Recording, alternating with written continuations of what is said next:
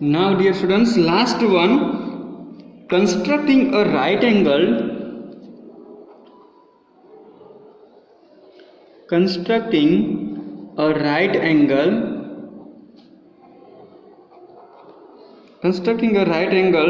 triangle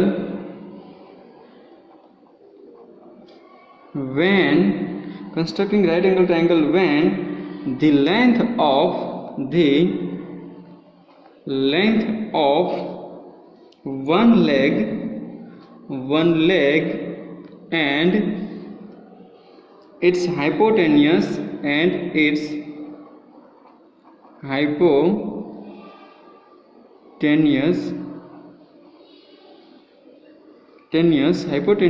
are given।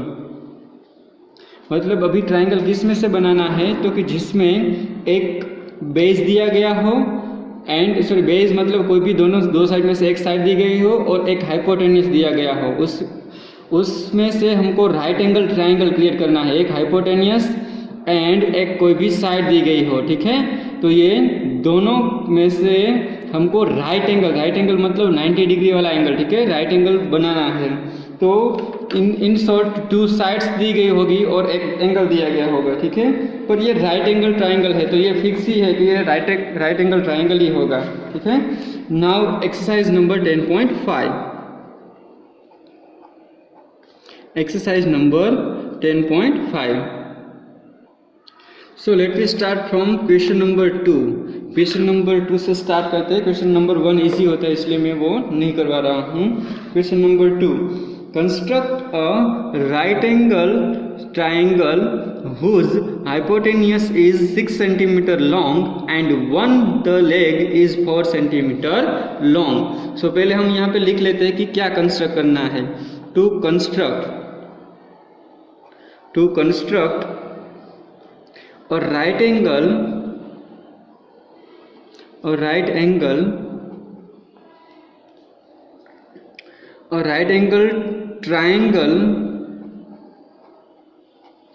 angle triangle DEF where DF is equal to 6 cm and EF is equal to 4 cm। DF is equal to 6 cm, EF is equal to 4 cm। We have to construct like this, okay। So let me start steps of construction, ठीक है। Construction के step start करते हैं। पहले तो कोई भी एक लाइन सेगमेंट ड्रॉ कर लेते हैं। Draw a line segment EF is equal to 4 centimetre. Dear students, हम इसमें ध्यान रखेंगे कि जो छोटी वाली साइड है वो ही ड्रॉ करेंगे। क्यों? क्योंकि जो बिगर साइड होगी वो तो हाइपोटेन्यूस ही होगा। क्योंकि ये जो टॉपिक है उसमें एक हाइपोटेन्यूस मुझे दिया गया होगा और एक लेग दिया होगा, वन लेग, ठीक है। तो hypotenuse is always greater than other two sides, ठीक है। दोनों साइड से वो ग्रेटर देन नहीं होता है। तो स्मॉलर साइड पहले ड्रॉ कर लेंगे, उसके ऊपर 90 डिग्री से साइड या मीन्स हाइपोटेन्यूस ड्रॉ कर लेंगे, ठीक है। तो पहले हम कंस्ट्रक्ट करेंगे स्मॉलर साइड। तो स्मॉलर साइड कौन सी है? 4 सेंटीमीटर वाली। So draw a line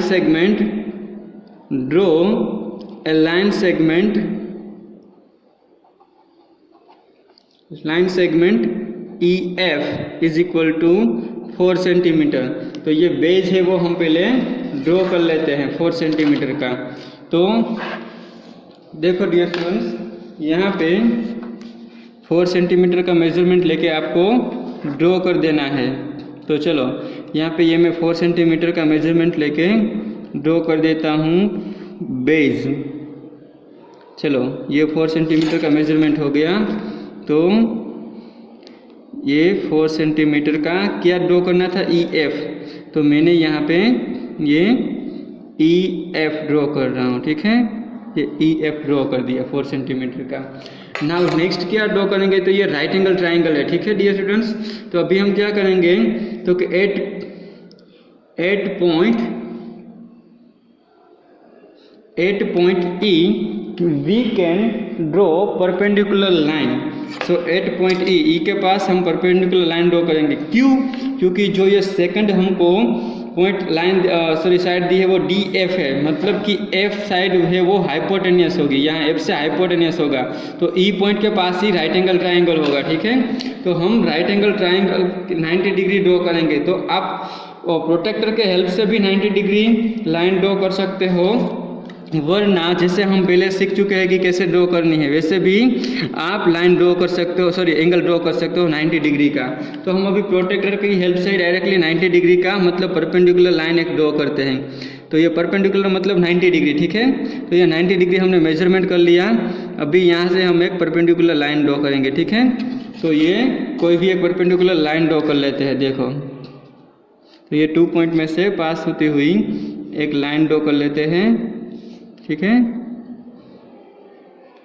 sorry, okay, तो उनके लिए पॉइंट लिख लेते हैं। एट पॉइंट ई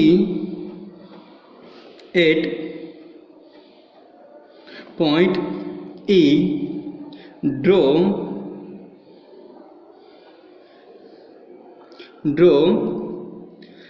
ई एक्स, ये चलो मैं इनको एक्स नेम दे देता हूँ, ये एक्स लेते हैं। ठीक है, तो ये ई एक्स ड्रॉ करते हैं, E X perpendicular to E F. ठीक है, तो at point E draw E X, perpendicular की साइन ये है। ठीक है, उल्टा T, so perpendicular E X perpendicular to E F, ये परपेंडिकुलर लाइन एक हमने ड्रॉ कर ली।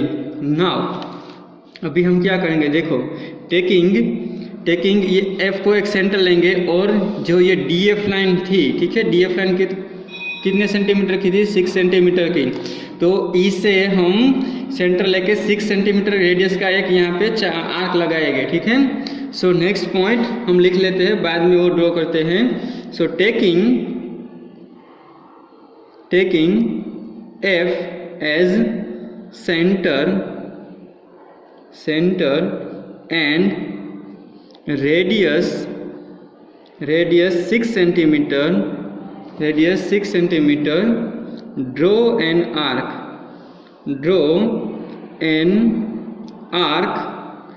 मतलब वो हाइपोटेनियस हम ड्रॉ कर रहे हैं। ठीक है, सो हाइपोटेनियस अभी ड्रॉ करने वाले हैं। तो 6 सेंटीमीटर का पहले कंपास से मेजरमेंट कर लेते हैं। तो 6 के पास यहाँ पे ये पॉइंट रखूँगा, और ये कंपास से मैं 6 सेंटीमीटर का मेजरमेंट कर लेता हूँ। ठीक है, तो देखो डियर स्टूडेंट्स, ये 6 सेंटीमीटर मेजरमेंट हो गया। अभी मैं एफ को यहाँ पे सेंटर लेके 6 सेंटीमीटर की आर्क ई एक्स के ऊपर लगाऊंगा। तो देखो, ये 6 सेंटीमीटर की मैंने एक आर्क लगा दी। सो अभी नेक्स्ट पॉइंट क्या आएगा, तो कि this arc cuts the E X at point D, ये ई एक्स लाइन है उनको कट कर रही है डी पॉइंट के ऊपर, तो यहाँ पे हम डी पॉइंट भी लिख देंगे। तो 4th पॉइंट आएगा, this arc cuts the E X at point D के पास वो कट कर रही है। ठीक है, तो अभी ये जहाँ पे कट कर रही है उनको हम यहाँ पे डी नेम दे रहे हैं। ठीक है, डी नेम दे दी। अभी हम क्या करेंगे नेक्स्ट, तो कि डी एफ को सिर्फ ज्वाइन ही करना है। तो नेक्स्ट पॉइंट लिख ही लेते हैं कि ज्वाइन डी एफ। ठीक है, डी एफ को ज्वाइन करना है। तो ये डी एफ को मैं ज्वाइन कर दूंगा, तो ये राइट एंगल ट्राइंगल मुझे मिल जाएगा। एक ये 6 सेंटीमीटर का मैंने हाइपोटेनियस ड्रॉ कर लिया, ये एक साइड दी गई है, और ये 90 डिग्री राइट एंगल मतलब 90 डिग्री का एक एंगल हो गया। तो dear students, right angle triangle एक लेग एंड एक हाइपोटेनियस की मदद से आप राइट एंगल ट्राइंगल कोई भी ड्रॉ कर सकते हो। एक मुझे लेग दिया होगा और एक हाइपोटेनियस दिया होगा, तो मैं कोई भी राइट एंगल ट्राइंगल ड्रॉ कर सकता हूँ। Now last question number 3। Construct an isosceles right angle triangle ABC where measurement of angle ACB is 90 degree and AC is equal to 6 centimeter. मुझे आइसोस्केल ट्राइंगल ड्रॉ करना है। ठीक है, जिसमें मुझे एक AC साइड दी गई है, ACB मतलब एंगल C है वो 90 डिग्री एंड AC साइड दी गई है 6 सेंटीमीटर, मतलब आइसोस्केल साइड दी गई है। वो हम एक रफ फिगर ड्रॉ करके देख लेते हैं कि मुझे क्या दिया गया है। देखो, राइट एंगल ड्रॉ करना है तो राइट एंगल तो होगा ही, तो हम रफ स्केच कर लेते तो ताकि हमको आइडिया आए कि हमको क्या ड्रॉ करना है। Measurement of angle A C B, C मतलब ये एंगल सी है वो 90 डिग्री मुझे दिया गया है, ठीक है। एंड यहाँ पे ए आएगा नहीं, यहाँ पे बी आएगा, क्योंकि ट्राइंगल ए बी सी है इसलिए ये एंगल मुझे सी 90 डिग्री दिया गया है। और ए सी मतलब ये कोई भी दोनों में से ये एक साइड, तो ये ए सी साइड है वो मुझे दी गई है 6 सेंटीमीटर। और ये आइसोस्केल ट्राइंगल मतलब ये दोनों साइड सेम है, तो मुझे हाइपोटेनियस की ज़रूरत नहीं है। मैं दो साइड मुझे दी गई है, तो अगर आइसोस्केल ट्राइंगल होता है तो दोनों साइड से मैं ड्रॉ कर सकता हूँ। हाइपोटेनियस नहीं दिया गया है फिर भी मैं ड्रॉ कर सकता हूँ, ठीक है। तो डियर स्टूडेंट्स देखो, हमको यहाँ पे पहले कंस्ट्रक्ट क्या करना है, तो कि टू कंस्ट्रक्ट क्या करना है, एन आइसोस्केल ट्राइंगल ड्रॉ करना है। Isosceles right angle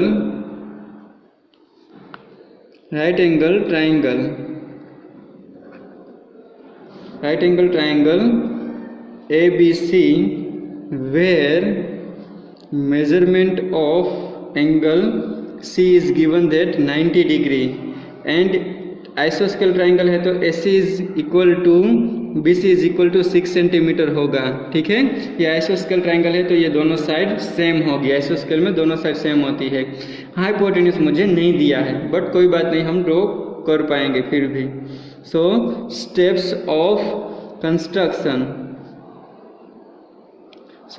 of construction में फर्स्ट स्टेप क्या आएगा, तो कि draw a line segment AC is equal to 6 centimetre. Draw a line segment AC is equal to 6 centimetre.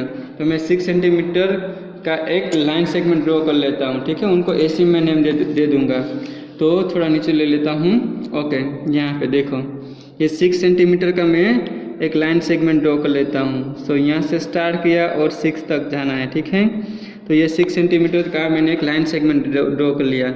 Angle C है वो 90 डिग्री है, तो मैं यहाँ पे C लिख देता हूँ, यहाँ पे A नेम लिख देता हूँ, क्योंकि C के पास मुझे 90 degree right angle triangle draw करना है ना। वो ही नेक्स्ट पॉइंट आएगा, क्योंकि मुझे C के पास CA से परपेंडिकुलर एक लाइन ड्रॉ करनी है, ठीक है। सो अभी नेक्स्ट पॉइंट वही आएगा। नेक्स्ट पॉइंट में हम क्या लिखेंगे, पॉइंट नंबर 2। तो पॉइंट नंबर 2 में 8 point C draw XC perpendicular to CA, XC perpendicular to CA। तो ये CA है, उनसे परपेंडिकुलर लाइन ड्रॉ करनी है। तो मैं प्रोटेक्टर की हेल्प से 90 डिग्री का मेजरमेंट ले लेता हूँ और परपेंडिकुलर लाइन ड्रॉ कर दूंगा, ठीक है। तो देखो यहाँ पे मैं ये 90 डिग्री का मेजरमेंट मैंने ले लिया और यहाँ से मैं एक लाइन ड्रॉ कर देता हूँ, जिनको मैं XC नेम दे दूंगा, ठीक है। तो ये परपेंडिकुलर लाइन ड्रॉ हो गई और यहाँ पे मैं नेम दे देता हूँ X। तो ये XC परपेंडिकुलर लाइन हो गई, जिसका मेजरमेंट ये 90 डिग्री है एंगल, ठीक है। नाउ अभी क्या करना है, तो कि taking C as centre and radius 6 centimetre, मतलब यहाँ से मुझे 6 सेंटीमीटर का मेजरमेंट का एक आर्क लेना है। तो वो मैं पहले पॉइंट लिख देता हूँ। नेक्स्ट पॉइंट क्या आएगा, तो क्योंकि ये एक साइड मुझे 6 सेंटीमीटर की मिल गई है, ठीक है। ये एक साइड है, ये जो एक साइड है वो 6 सेंटीमीटर की मिल गई है, तो मुझे दूसरी साइड भी 6 सेंटीमीटर की चाहिए, क्योंकि इसमें हाइपोटेनियस नहीं दिया गया है, सिर्फ दोनों साइड ही दी गई है। तो दोनों साइड ड्रॉ कर लेंगे, इसमें कोई बड़ी बात नहीं है। So taking C as centre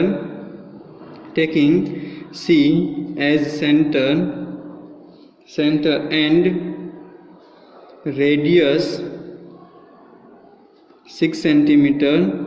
radius 6 centimetre, draw an arc, ठीक है। तो 6 सेंटीमीटर की एक रेडियस लेके हम आर्क ड्रॉ करते हैं। तो देखो ये 6 सेंटीमीटर यहाँ पे है, यहाँ से मैं मेजरमेंट करके कंपास का आर्क ले रहा हूँ। ये 6 सेंटीमीटर आर्क हो गया, ठीक है। देखो ये 6 सेंटीमीटर डिस्टेंस हो गया, ये 6 सेंटीमीटर हो गया। अभी C को सेंटर रख के मैं यहाँ पे ये XC लाइन के ऊपर एक आर्क ले रहा हूँ, ठीक है। तो ये 6 सेंटीमीटर का आर्क हो गया। अभी कि नेक्स्ट पॉइंट क्या आएगा, तो कि ये जो पॉइंट कट कर रहा है उनको हम नेम क्या देंगे, ये ए सी आ गया तो ये पॉइंट ऑब्वियसली क्या होगा, बी पॉइंट आ गया होगा। तो नेक्स्ट पॉइंट वही लिखेंगे। So this arc cut C X at point B, ये आर्क जो कट कर रही है वो सी एक्स पॉइंट को बी के ऊपर कट कर रही है। सो हम लिखेंगे this arc cuts X C, और सी एक्स भी लिख सकते हो, कोई दिक्कत नहीं, एक्स सी एट पॉइंट बी। तो ये बी हमने नेम दे दिया जहाँ पे कट कर रही है। अभी क्या करेंगे, ये बी एंड ए को ज्वाइन कर देंगे। So join B A, so join B A, and last point क्या आएगा, क्योंकि ये बी ए को ज्वाइन करने के बाद जैसा हमको राइट एंगल ट्राइंगल चाहिए था वो हमको मिल गया है। So this is the required right angle triangle. Okay, तो ये जो लाइन हमने ड्रॉ की है ये 6 सेंटीमीटर की थी, तो ये भी 6 सेंटीमीटर की ही है क्योंकि ये आइसोस्केल ट्राइंगल है इसलिए। तो जैसा हमको राइट एंगल ट्राइंगल चाहिए था वैसा ये हमको राइट एंगल ट्राइंगल मिल गया। So last point, it is the required आइसोस्केल